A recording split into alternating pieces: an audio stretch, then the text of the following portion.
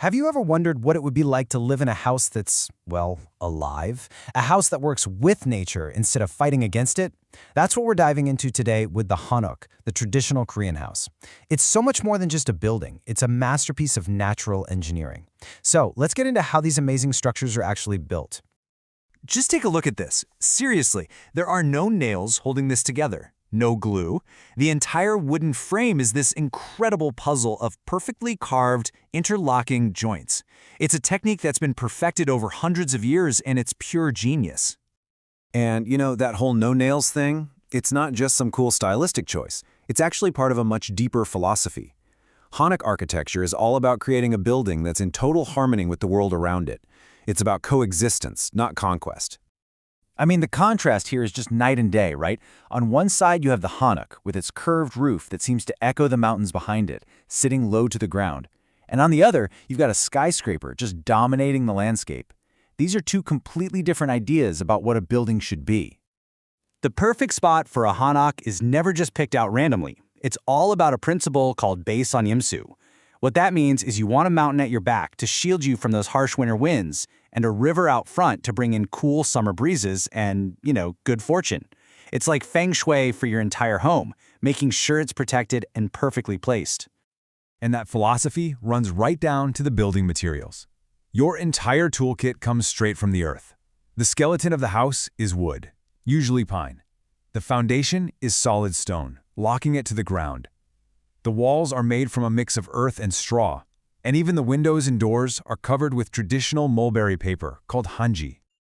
Okay, so how does all this come together? Let's walk through the process right from the ground up, starting with the incredible artistry it takes to build the Hanok's strong yet flexible wooden frame. It all begins right here, with these foundation stones, the juchutol. These aren't just any old rocks. They're chosen and set very carefully to be the base for every single wooden pillar.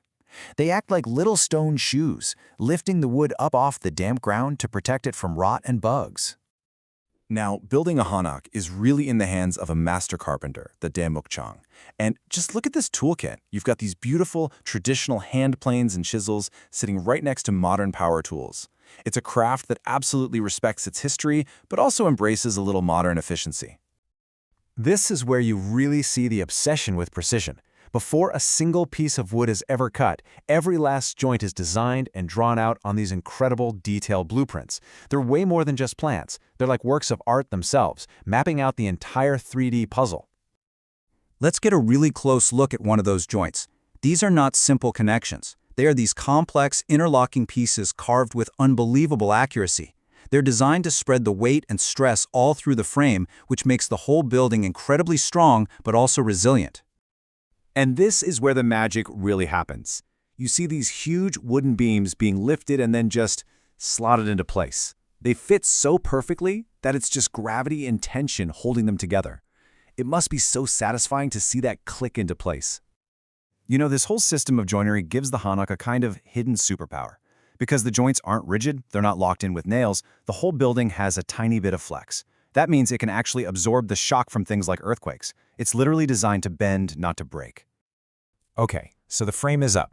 Now it's time for the most defining feature of the Hanok, that absolutely beautiful curving roof. And that elegant curve, it's not just for looks. It's actually a brilliant piece of passive climate control. The long overhangs are designed to block the high, hot sun in the summer, but in the winter, when the sun is lower in the sky, they let all that light stream in to warm up the house. And to top it all off, literally, are these layers of clay tiles called jiwa.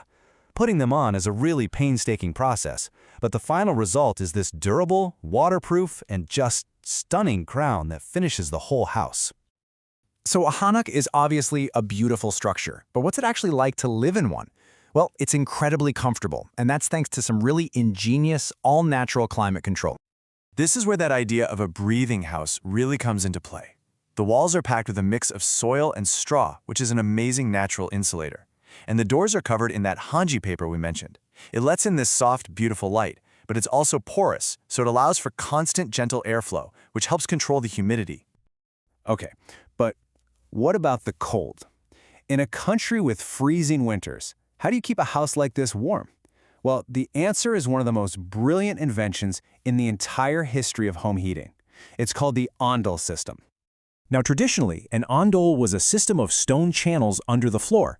Hot smoke from a fireplace would run through them and heat the stone floor. Pretty clever, right? Today, the idea is exactly the same, but the tech has been updated. Instead of smoke, you have hot water pipes running under the floor. This creates this incredibly efficient radiant heat. The entire floor becomes a gentle radiator, warming the room evenly from the ground up. It's totally silent, it doesn't kick up dust, and it is unbelievably comfortable. So, the Hanok is obviously a marvel of traditional building. But what can it offer us now, in the 21st century? Well, it turns out its lessons are more relevant than they've ever been. Just look at this interior. There's such a beautiful simplicity to it, isn't there? It's all about natural materials, open space, and amazing light. It's a timeless look that feels just as serene and modern today as it must have hundreds of years ago. When you see a Hanok sitting there against a modern city, you realize it's offering some profound lessons. It's a textbook example of sustainable, passive design. It uses local, natural materials. It's built to work with its climate, not against it. It's designed to last. I mean, these are all the things that modern architects are trying so hard to get back to. And that leaves us with a really big question. As we search for ways to live that are more sustainable, more connected to our environment, maybe we need to look back at the incredible wisdom that's built right into structures like the Hanok. It really makes you wonder, could the key to building a better future be hidden in the genius of our past?